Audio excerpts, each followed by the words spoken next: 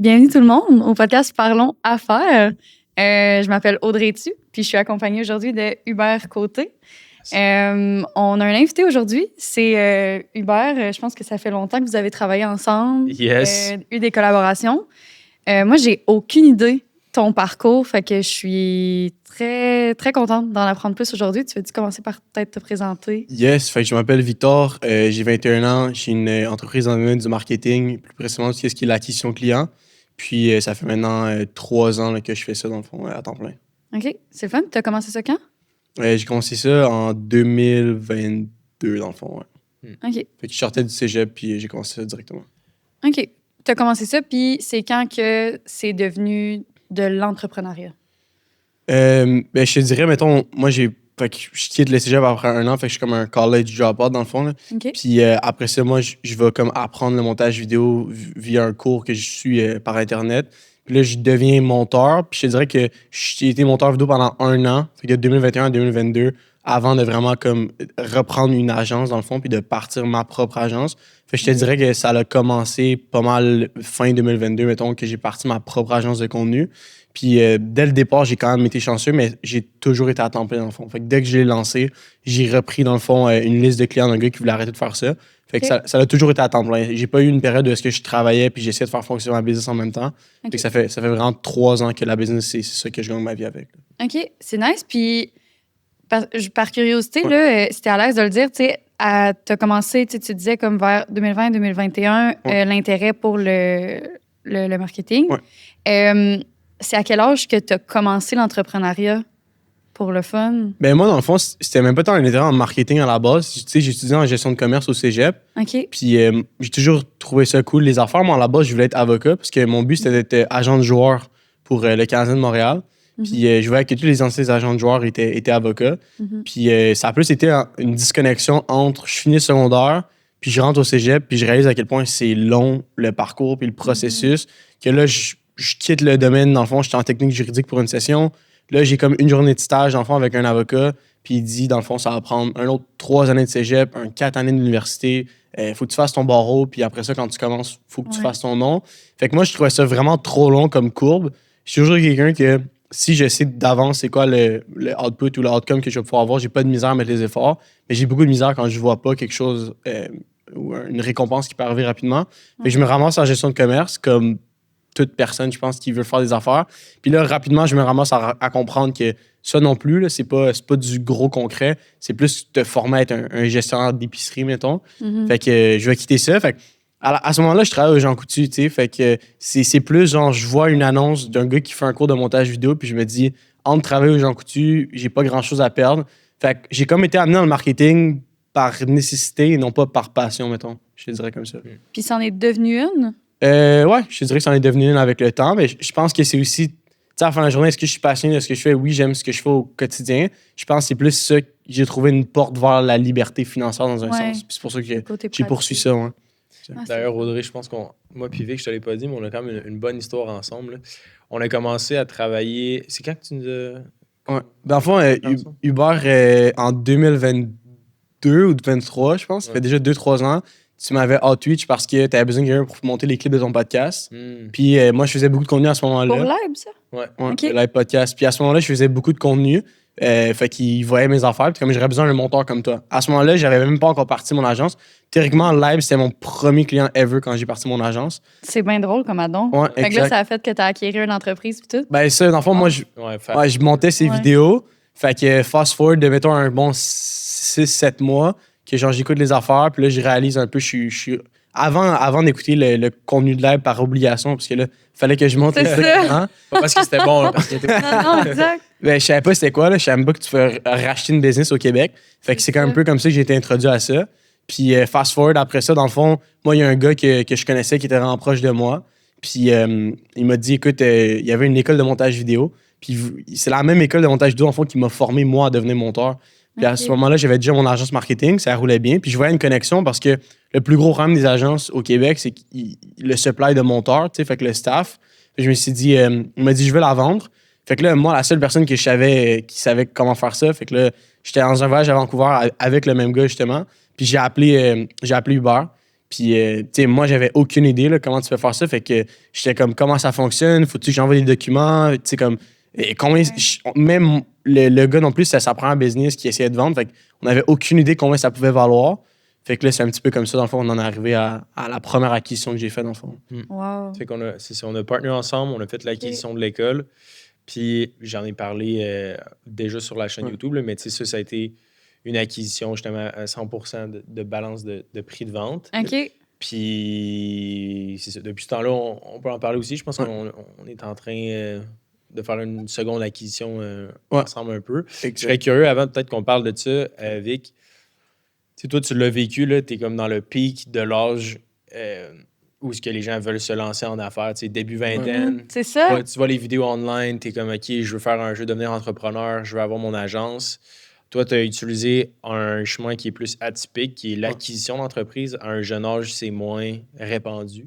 Mais c'est ça, tu as eu ton éveil quand même jeune. Je trouve ça cool parce que tu es vraiment entré dans cette. Puis, tu sais, comme tu dis, tu n'avais aucune idée. Puis, on en a parlé dans un de nos podcasts. Là, c'est fou à quel point que c'est inconnu comme domaine, puis l'entrepreneuriat. Fait que je trouve ça le fun. Justement, tu as comme été pitché là-dedans de bonjour, enchanté. Puis, c'est ça. Puis, ma question pour toi, c'est comment tu le vis? Parce que tu as d'autres amis entrepreneurs qui ont déjà essayé de démarrer des business. Toi, tu l'as encore, ça va super bien. Tu sais, comment toi, tu vois ça avec du recul, d'avoir acheté une business versus avoir démarré? Tu sais, il y a un Victor qui n'a jamais acheté de business puis qui a continué sur son chemin, en affaires. Puis il y a Vic qui a décidé d'acheter une business à un moment donné. Puis là, il y a comme un Y qui s'est fait dans l'histoire. Comment tu comparais l'un et l'autre? Mais moi, je le vois, là, parce que théoriquement, même mon agence, à la base, c'était comme une acquisition, mais c'était une acquisition d'actifs. C'était une acquisition de liste de clients qu'on a faite sans nécessairement comme, mettre ça officiel. Mais dans le fond, moi, j'étais monteur vidéo pour un propriétaire d'agence à ce moment-là. Le propriétaire d'agence a une liste de clients qui génère 15 à 20 000 par mois, puis il est juste tanné de faire ça. Fait qu'on set up un deal à l'amiable ensemble à dire, écoute, donne-moi tes clients, puis tant qu'ils restent avec moi, je vais te donner 10 de commission, dans le fond. Fait que c'était pas une acquisition à proprement parler, mais tu sais, j'ai un peu vécu ça dès le départ parce que moi, j'en ai plein de monde dans mon industrie où est-ce que quand ils commencent, c'est tellement tough, tu sais, il faut que tu trouves un logo. Après ça, il faut que tu t'engages du personnel. Après ça, il faut que tu mettes du marketing. Après ça, il faut que tu fasses de la prospection. Il y a tellement de choses qu'il faut que tu fasses. Puis moi, dans le fond, j'ai comme eu la chance d'avoir une ascension vraiment rapidement de monteur à être propriétaire d'agence parce que théoriquement, j'ai pris l'option du reprenariat dès le départ. Si on veut, là, avec mon agence, comment je l'ai commencé, parce que j'ai commencé mon agence avec 8 clients. Mais tu sais, la majorité des gens dans mon domaine, c'est ça le plus tough, là, c'est de passer de 0 à 8. Puis, fait que tu sais, moi, je peux en témoigner parce que j'ai plein de gens qui sont propriétaires d'agences marketing autour de moi, qui encore aujourd'hui, là, on a commencé au même stade, puis je pense pas qu'ils ont encore 8 clients. Parce que le problème, c'est du bouche à oreille. Là. Ouais, mais c'est un peu comme aller chercher ta première job, tu sais. Les gens, souvent, c'est comme, OK, ben, t'as pas d'expérience, je vais pas t'engager. Mais comment tu fais ton expérience s'il y a personne qui veut t'engager sans expérience? Fait que c'est un peu la même chose, tu sais, avoir une agence dans mon domaine marketing, si t'as déjà des clients, ben, c'est même plus facile d'aller voir quelqu'un puis de dire, regarde les résultats que j'ai. Versus si t'arrives et t'as 0 client, ben, pourquoi je te ferais confiance, tu sais? Puis là, en plus, tu dis que tu as fait comme une entente à l'amiable avec la personne qui vendait. D'ailleurs, ça, est-ce que c'est toi qui, connaissant cette entreprise-là, t'as fait « Hey, je suis intéressé » ou c'est lui qui est venu te chercher? Ça s'est passé comment? Ben, dans le fond, je travaillais pour lui. Fait que j'étais monteur, dans le fond, pour lui. Fait que c'est moi qui montais les vidéos de ses clients.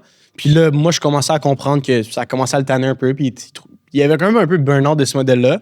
Fait qu'il était comme... Moi, j'ai offert. J'étais comme, ben, tant qu'à ce que tu perdes les clients, ça te tente-tu de cash out un certain montant tous les mois pendant que tu fais une transition puis tu lances une autre business? Puis t'es comme, bah, ça pourrait faire du sens. Fait que ça, on l'a vraiment juste fait comme ça. Fait que, mais tu sais, à ce moment-là, je savais même pas que c'était une acquisition d'entreprise ou c'était du reprenariat. Là. Moi, je l'ai juste fait parce que j'ai vu l'opportunité. Ouais. Mais moi, depuis que j'étais tout jeune, je tripais dans l'œil du dragon puis les choses comme ça. Puis c'est pour ça que moi, dans ma tête, acquérir une entreprise, ça prenait des millions. Parce que tu vois, dans l'œil du dragon, hey, je te demande 5% pour 300 000. Tu sais, j'avais pas tant d'argent. Tu sais, j'avais, je sais pas moi, peut-être un 20 000 de côté, mais tu sais, j'avais rien pour acquérir une entreprise à proprement parler.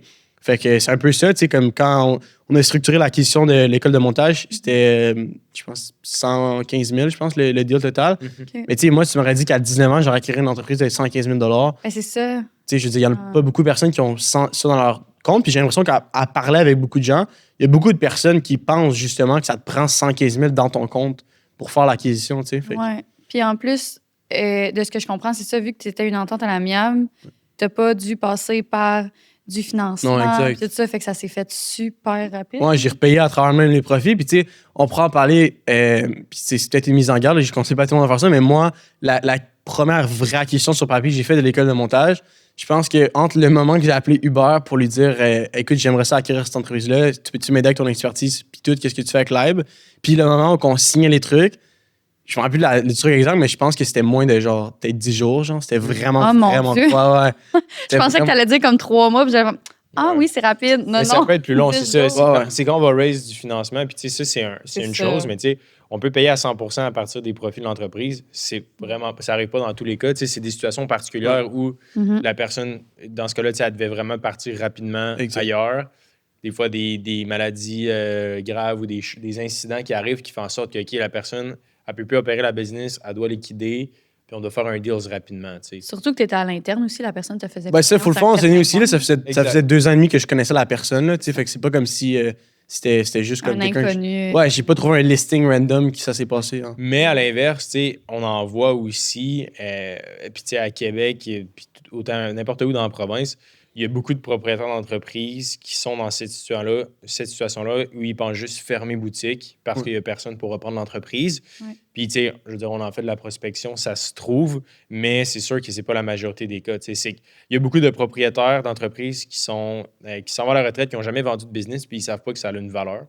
Puis ils vont juste liquider, mettons, les camions puis les choses sur Facebook Marketplace. Mais tu sais, tu peux dire, écoute, tant qu'à fermer ta business, ben je vais te payer à partir des profits. Puis c'est là que tu as un deal super intéressant où tu n'as pas besoin de mettre beaucoup de money sur la table. Puis après ça, ben là, on peut venir rentrer le financement de la banque puis mettre de la mise en fonds aussi. C'est là que j'ai l'impression que, pour clarifier ça, je dis 10 jours, ça a l'air super facile. J'ai l'impression que c'est pas facile, mais c'est vraiment plus worth it que tu le penses, dans un sens. Parce qu'à la fin de la journée, j'ai l'impression que dans la vie, en général, tout est difficile. C'est juste de choisir ce que tu veux faire. Lancer une business, c'est vraiment tough. Acquérir une business, ça se fait pas en claquant des doigts. Mais si tu es prêt à mettre les efforts, selon moi, c'est vraiment worth it, pour parler par expérience. Puis maintenant, vers où je m'en vais plus, c'est un petit peu comme la croissance par acquisition. Fait qu'en ce moment, justement, je suis en train de regarder à potentiellement acquérir des listes de clients de d'autres secteurs ou industries connexes à moi pour pouvoir grossir encore plus rapidement. Ouais.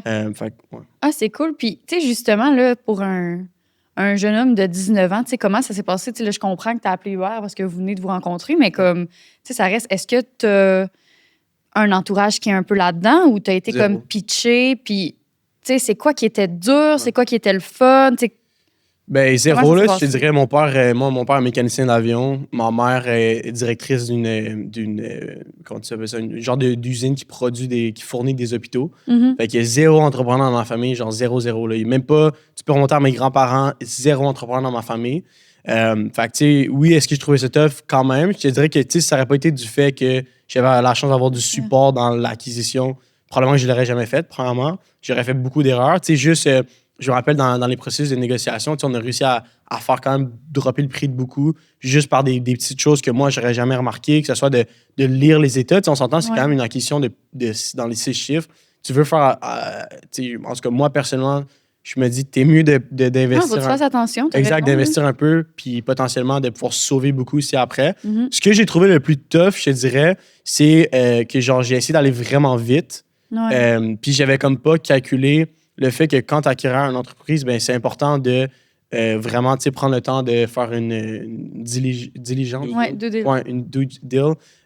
Ou est-ce que, tu sais, moi, je me disais, OK, good, sur papier, le prix, c'est ça. Écoute, c'est 100% de balance de prix de vente. Je vais faire ci, je vais faire ça. J'avais 30 jours, dans le fond, à partir du moment où j'acquérais pour payer le premier paiement, qui allait payer à travers le même profit d'entreprise. Mais j'avais mal fait mes devoirs en disant, genre, OK, ben non seulement il y a le prix qu'il faut que tu payes, mais il ne faut pas que tu oublies qu'il y a un payroll actuel qui est là. Fait qu'il y a des gens à payer en place qui étaient là.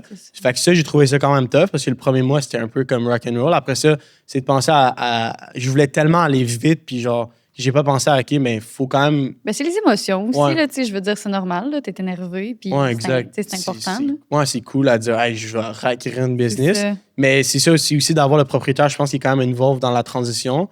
Parce que, tu sais, moi, c'est ça qui s'est passé un peu. Là. Il y a comme eu peut-être un petit peu de miscommunication à ce moment-là. Puis dans les premiers mois, ça a été quand même beaucoup de travail de faire ça. Mais je pense que si tu es bien accompagné puis tu le fais d'une façon, puis que tu t'assures que toutes les choses sont respectées. Puis t'as pas peur non plus de prendre ton temps. Là, je pense que ça sert à rien de rusher. T'es bien mieux. T'en parlais Ouais, aussi, c'est ton ça. acquisition comptable. Je pense que ça avait pris ça 1 an, justement. Oui, exact. Ça a été. Ben, nous, le processus était vraiment plus long parce que c'est ça, c'était une entreprise, c'est ça, dans les 7 chiffres. Puis dans ce cas-là, spécifiquement pour l'acquisition du cabinet comptable, c'est qu'il y avait la période des impôts entre les deux. Puis ça, Ouais. c'est comme une période vraiment rush. Fait que pendant comme 3 mois, la négociation a été mise un peu comme sur la glace. Puis après la saison, on a continué. Fait que. Je reviens juste sur un terme qu'on a dit tantôt. Ouais. Là, puis pour justement peut-être les gens à la maison, la due diligence, qui est Ouais, quand ouais. même super important. Ouais. C'est quoi?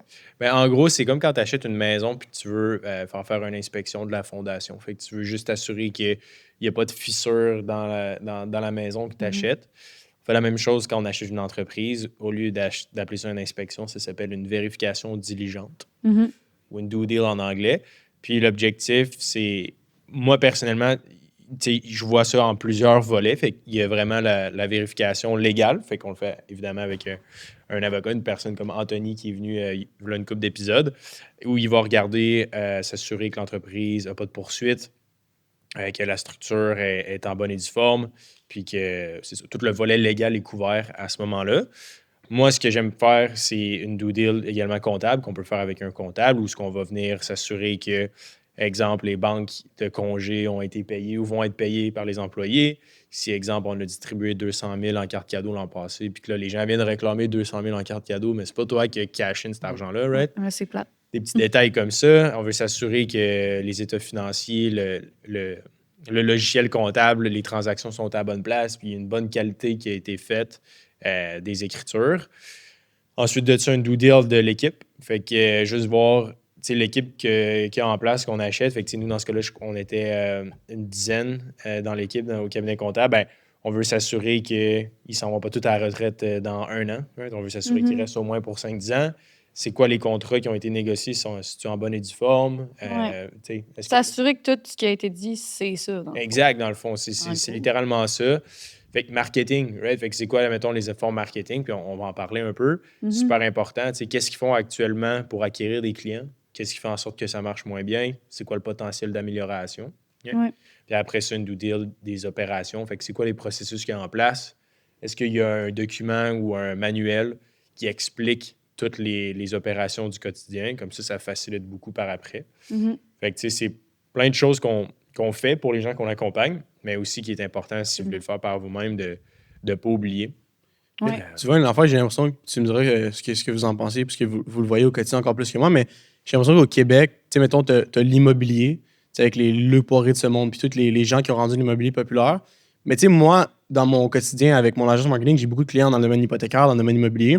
Puis presque tout le monde me disait consensus que, mettons, investir en immobilier, avoir des immeubles qui sont cash flow positifs jour 1, en tout cas, moi, d'où je viens sur l'île de Montréal, c'est pratiquement impossible. Puis j'ai l'impression qu'il y a beaucoup de personnes qui savent pas que le même genre d'argent qu'ils voudraient mettre dans l'immobilier pourraient le faire dans une entreprise, puis à la limite de juste faire soit un changement de carrière ou qu'ils deviennent les propriétaires opérants de l'entreprise, versus, on dirait qu'il y a comme plein d'opportunités parce que des fois, j'ai l'impression, puis même moi, j'avais cette pensée-là en parlant avec quelqu'un proche de moi, que tu as besoin d'être un Jeff Bezos ou de vouloir scaler une compagnie à 250 millions. Mais tu sais, Hubert m'en parlait, des fois, justement un comptable qui veut racheter un cabinet comptable pour l'avoir lui-même, ou un dentiste, ou même un mécanicien qui, à la place de travailler à 30 pour quelqu'un, qui va avoir sa propre shop de mécanique. J'ai l'impression, si je comprends bien, que tu peux faire ça aussi. Tu n'es pas obligé de faire des grosses acquisitions. Oui, vraiment. Puis, tu sais, tu en as parlé un peu là, au début, mais tu sais, beaucoup de gens, en ce moment, écoutent le podcast, ont un travail, puis dans le fond, ils travaillent pour une compagnie privée, mais des fois, sans le savoir, il y a une opportunité où est-ce que tu travailles présentement d'avoir des parts de l'entreprise. Puis on accompagne aussi pour ça. Puis ne serait-ce que de racheter 30 de la business dans laquelle tu travailles, ça peut avoir un méga impact. Tout le monde a un peu... C'est tellement plus simple de reprendre quand tu es déjà dans la business absolument. en plus. C'est la même chose de se dire, tout le monde rêve un peu d'avoir une maison un jour ou un chez-soi. Puis on dirait la philosophie, puis à quoi ça me fait réfléchir, c'est OK, on fait le calcul de je veux habiter dans ma maison, puis posséder, puis payer une hypothèque. Right? Puis après ça, c'est discutable si c'est un investissement ou une dépense. Les gens qui ont des maisons pourront faire leur propre tête là-dessus, mais tant qu'à travailler, mettons, 40 heures, ben c'est sûr que si tu peux avoir des parts dans quelque chose que tu travailles, ça peut être bénéfique aussi. Tu sais, s'il y a une opportunité puis il y a place à ça, ton propriétaire, le propriétaire d'entreprise est sur le bord de la retraite. Comme, who knows, là, tu sais, cette conversation-là est vraiment simple à avoir. Puis après ça, c'est possible de mettre une structure en place. Là. Fait que oui, absolument. Puis l'autre mythe aussi, je dirais, puis Audrey, je pense qu'on s'en parlait l'autre fois, là, mais c'est l'aspect du dentiste. Tu sais, on en accompagne des gens qui sont professionnels, puis ils disent ouais, mais eux, moi, je suis tanné, mettons, de mon domaine, je veux justement investir dans un autre domaine. OK, je comprends, mais la réalité du propriétaire du cabinet versus la personne qui travaille dans le cabinet, c'est pas tout la même chose. Tu sais, toi, tu le vois, tu es une agence, tu es propriétaire d'une agence. Les gens qui travaillent dans l'agence versus toi qui es propriétaire, vous avez des tâches, puis des postes complètement, puis des responsabilités complètement différentes. C'est le jour et la nuit, là, c'est pas la même chose. Fait qu'on dirait que c'est ça le déclic des fois qui est tough à avoir, de se dire ah, OK, ouais, c'est vrai, dans le fond, c'est pas la même chose. Non, exact. Absolument. Puis moi, je veux revenir à ton parcours un petit peu. Là. Tantôt, tu disais que la due diligence, c'est quelque chose que, justement, ça a été comme ta première erreur, là, si on veut, dans ton parcours. C'est quoi... Justement, ça a été quoi les plus grosses complications ou, mettons, 2-3 complications là, par la suite qui fait qui t'a comme montré que, mon Dieu, j'aurais vraiment dû plus passer de temps à faire ça, mettons? Ben moi, c'est que, mettons, si j'aurais pas eu mon autre entreprise qui opérait déjà, dû au fait que, contrairement, mettons, quelqu'un qui aurait un revenu à temps plein, moi, j'avais pas comme un salaire ou j'avais pas comme une job, mais j'avais mon autre entreprise. Fait que ce qui est arrivé, c'est que pendant les 3 premiers mois, ben si ça n'avait pas été du fait que j'avais mon autre entreprise qui était capable de générer du cash puis tout ça, ben ça aurait quand même été rough au niveau du cash flow, je te dirais. Ouais. Après ça, je te dirais une autre affaire, puis c'est peut-être plus en termes de leadership, mais c'est de pas avoir peur d'avoir les hard conversations. Tu sais, je me rappelle, on avait quelqu'un on staff quand j'ai acquis qui avait un salaire immense, là, mais complètement injustifié. Un employé? Ouais, exact, que je comprenais pas son salaire. Puis tu sais, ça, c'est une affaire que, genre, moi, je voulais aller vite, puis justement, le propriétaire était comme, ben, mes chiffres sont un peu mêlés, puis tout ça. Puis j'étais comme, c'est pas grave, on va aller, je te fais confiance, tu sais, je te connais depuis longtemps. Puis tu sais, ça, c'est juste une affaire que je savais même pas, tu sais, c'était un gros salaire, puis j'étais même pas au courant qu'il y avait ce genre de salaire-là. Fait que ça a été un gros truc. Puis c'est que pendant trop longtemps après ça, je pense que ça m'a pris 6 mois avant d'avoir la vraie conversation avec lui, de lui dire, ouais, mais ton salaire, il est pas justifié, puis je vois pas les retours, genre. Fait que ça, j'ai été trop généreux aussi. Je pense que ça a été une erreur que j'ai appris en devenant, genre, comme peut-être gestionnaire. Là. OK. Puis est-ce que le propriétaire, il est resté là pour te former pendant combien de temps? Je te dirais, mettons, les premiers 3-4 mois. Mais tu sais, vu que j'avais été client en tant que tel de la business, parce que j'avais étudié le montage avec eux, puis que, genre, on était toujours restés proches mais de loin en même temps, je comprenais quand même très bien sa business, puis j'étais dans le même genre de domaine. Fait que c'est une acquisition un petit peu connexe à ce que je faisais déjà. Mais il restait là un petit peu de temps pour m'aider à faire la transition. Là. OK. OK, c'est cool. Fast forward à maintenant, là, tu te situes où? Je sais pas si tu es ouvert d'en parler, là, depuis l'acquisition, revenu-wise, ça a été quoi, mettons, en termes de ROI ou de... Qu'est-ce que ça t'a permis de générer? Tu as parlé un petit peu d'indépendance financière avant le podcast, je pense. Ouais. C'est quoi ton objectif puis ton plan, mettons, de croissance depuis que tu as fait la première acquisition? Ouais, ben tu sais, mettons, là, en tant que tel, ça m'a pris 11 mois, repayer au complet la business. Fait qu'avec la balance de prix de vente puis tout, fait que là, la business est debt-free, il n'y a pas rien. Moi, qu'est-ce que je trouve cool? Ben, c'est sûr que c'est des business de service. Fait que c'est pas comme acheter un inventaire de portes et fenêtres, tout ce qui t'a besoin de faire des gros prêts. Puis moi, j'ai pas de prêt, j'ai pas d'affaires de la BDC. Sur les 2 entreprises, il n'y a aucune dette. Fait que maintenant, en termes de revenus, ben, on a plus que triplé le revenu mensuel de la business depuis qu'on l'a acheté pour qu'est-ce qui est au niveau de l'école de montage. On fait un petit rebranding depuis. On a changé un petit peu l'angle de clientèle qu'on avait. Mais maintenant, je me positionne où est-ce que je veux qu'on devienne une force marketing au Québec, où est-ce qu'on est une agence qui génère du 15 à 20 millions par année d'ici les 3 prochaines années.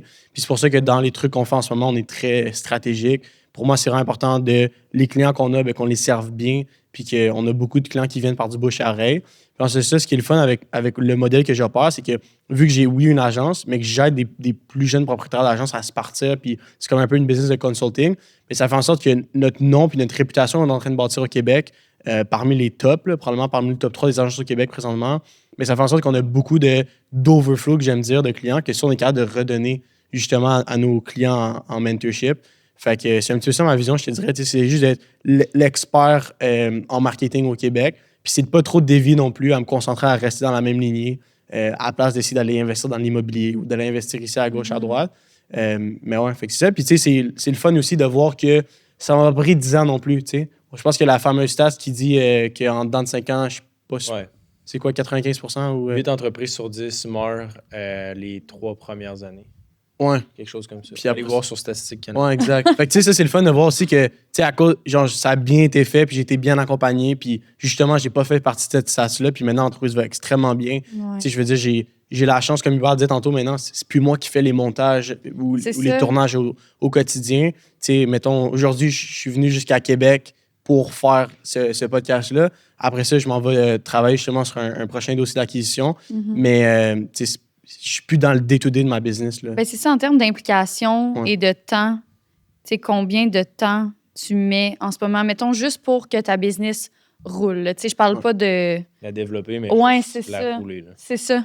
Au day-to-day, je te dirais pas tant que ça. Mettons un gros max de 15-20 heures semaine. C'est vraiment juste de faire des meetings ici et là avec l'équipe, puis de m'assurer que chacun des départements. Tu sais, je me vois maintenant plus comme un genre de joker où est-ce que genre je peux venir pallier à plein de départements. Comme tu sais, récemment, on a beaucoup travaillé sur les processus de notre département de production parce qu'on a beaucoup de clients qui ont rentré avec nous. Puis je vais s'assurer qu'on perde pas la qualité puis les standards qu'on a. Fait que là, tu sais, pendant un petit bout, j'ai passé beaucoup de temps avec ce département-là.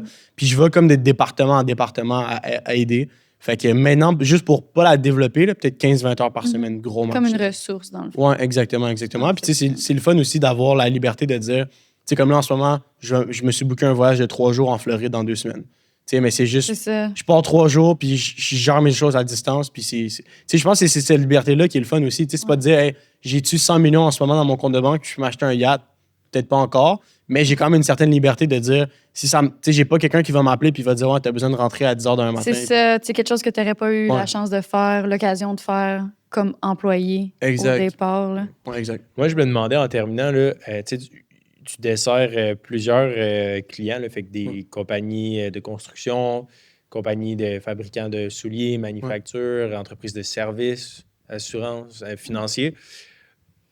Il y a beaucoup de gens qui écoutent le podcast aussi qui sont propriétaires d'entreprise ou qui vont le devenir. L'aspect vente et marketing est un élément super important. Tu sais, quand on veut créer de la valeur puis revendre l'entreprise plus tard, qu'est-ce qui fonctionne en ce moment en 2025 en termes de marketing?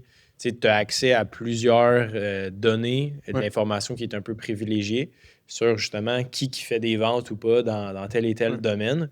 Qu'est-ce que tu vois, toi, en ce moment sur le terrain, puis qu'est-ce qui fonctionne bien pour que peut-être que les gens qui sont propriétaires d'entreprise puissent appliquer ça? Oui, bien, tu vois, en 2 temps, c'est sûr que si en ce moment, tu n'as pas nécessairement le temps ou les ressources, puis tu vas engager quelqu'un comme, mettons, nous, mais c'est sûr qu'après ça, qu'est-ce qu'il y a au niveau des canaux d'acquisition client qu'on peut mettre en place, puis des choses comme ça, c'est intéressant. Si maintenant, en ce moment, quelqu'un qui écoute, puis est comme moi, juste le faire par moi-même, tu sais, je pense que la famille Salvatore est un bon exemple, mais de rendre un petit peu de ta business comme une personne dans un sens, puis d'humanifier un peu ce que tu fais. Tu sais, au point où est-ce que maintenant, tu sais, c'est fou, là, mais Pizza Salvatore, si tu regardes leur contenu, ils te parlent pas de pourquoi ils sont la meilleure pizza au monde. Genre, tu les vois aller jouer au ping-pong, tu les vois la peur, la famille, les relations. Puis je pense que c'est un peu là qu'on est rendu au marketing où est-ce qu'on vit un gros tourist recession au Québec en ce moment, où est-ce qu'il y a eu tellement, avec l'avenue des business en ligne, il y a eu tellement de monde qui se sont un petit peu fait peut-être flouer, que ça fait en sorte que maintenant, il n'y a jamais eu autant de personnes qui font de la publicité. Puis c'est que si tu fais pas du contenu, que tu viens pas parler dans ton quotidien, un peu comme vous le faites avec le podcast, vous documentez un peu les acquisitions que vous faites, ça fait en sorte que les gens vont bien moins te faire confiance. Puis ça devient tellement une ressource parce que, tu sais, pendant tellement d'années, puis vous devez en vivre avec les ventes d'entreprise que vous faites, le monde, il disait, moi, je mettais 250$ dans le journal, puis j'étais booké pour tout mon été. J'avais de la job pour tout mon été, mais on n'est plus dans ce monde-là maintenant. Tu sais, c'est comme, faut évoluer les pages jaunes, le journal. Je veux pas à chaque année. Tu sais, je lisais une stat, je pense que c'est TVA, Pierre-Carl Pellado. Il disait qu'à chaque trimestre, je pense qu'ils perdent 12% de leurs revenus. Mais tu sais, ça s'en va juste vers un mur. Tu sais. Puis je pense que toute l'industrie, la télévision, la radio, les journaux, ça s'en va dans une direction, malheureusement. Puis il faut que tu t'adaptes, tu sais, avec l'intelligence artificielle puis tout ce qui s'en vient. Fait que moi, c'est ça que je dirais. Tu sais. Fait que c'est comme si en ce moment, tu veux faire du contenu, tu veux faire du marketing, puis tu es tout seul un peu dans ta business. Honnêtement, fais juste prendre ton sel, puis genre, filme toi qui emballes une commande, genre, montre à quoi ça ressemble concrètement. C'est sûr qu'après ça, si tu as un petit peu plus de budget, puis t'es pas nécessairement down de tout apprendre par toi-même, ben, viens voir des experts, comme par exemple, qu'est-ce que nous on fait, puis qu'on vient de mettre des systèmes d'acquisition client en place. Tu sais, je pense rapidement à un exemple, c'est une business, dans le fond, ils font de la nanotechnologie pour des toitures, ça s'appelle Équipe Nano. Ça fait 3 mois qu'on a commencé avec eux, puis c'est juste absolument incroyable. C'était leur premier été. Puis, je pense qu'ils ont un retour sur investissement littéralement de 50 à 60 fois qu'est-ce qu'ils ont mis avec nous au départ. actuellement. Puis le propriétaire Andrew me disait à quel point il capotait. Maintenant, il va chercher des distributeurs. Et il a ouvert des franchises dans plein de régions du Québec. Puis avant de commencer son été, il avait fait peut-être 2 ou 3 ventes organiquement. Fait que c'est comme on le voit l'impact que le marketing peut avoir. Puis probablement que le monde qui écoute le podcast ont vu des gens autour de eux, des garages, des cabinets comptables commencer à faire du contenu puis avoir des résultats. Fait que moi, ce que je te dirais, c'est saute dans le bateau avant que la trend passe, justement. Ben, c'est vrai que comme les gens, maintenant, là, on le voit beaucoup, là, c'est tout ce qui est plus dans le relatable. Là, c'est moins dans le liché, dans le tout beau, tout planifié. Puis c'est plus comme, justement, comme tu disais, là, je me filme, puis j'emballe ça, puis c'est ça mon day-to-day, puis c'est ça, puis c'est pas parfait, mais le monde relate à ça. Mais c'est les coûts versus le retour aussi. Là, fais juste penser à combien ça te coûterait faire une pub à la télévision, combien de temps ça te prendrait, le nombre de ressources, il faut que tu fasses déplacer ton équipe. C'est incroyable le temps. Avec ton téléphone, tu peux littéralement publier quelque chose qui va avoir 10 fois les retours. Exact. Pas de montage, pas de frais vraiment associés à ça, un dixième du temps. Là. Puis dans la même lignée, est-ce que tu veux plugger justement si les gens veulent utiliser tes services, ou comment qu'on peut te rejoindre, où qu'on peut t'écrire? Ben oui, 100%. Fait que dans le fond, pour toutes les entreprises, dans le fond, qui voudraient bénéficier du système partenaire qu'on a bâti, dans le fond, peuvent aller voir sur notre site web, dans le fond, trompettemedia.ca, dans le fond, ou bien sinon juste me reach out par Instagram. Puis ça fait toujours plaisir aussi de discuter avec des entrepreneurs. Fait que s'il y en a qui ont des questions niveau marketing, qui sont sur le bord de faire affaire avec une agence, qui veulent engager des professionnels, puis ne sont pas certains de quoi vérifier, c'est quoi les red flags, ben ça fait toujours plaisir si vous venez m'écrire sur Instagram, que je puisse les guider là-dedans. Génial. Donc, merci beaucoup, Vic, d'avoir été parmi nous. Pour tous ceux qui nous écoutent, n'hésitez pas à écrire vos questions en commentaire et on se dit au prochain épisode. Bye!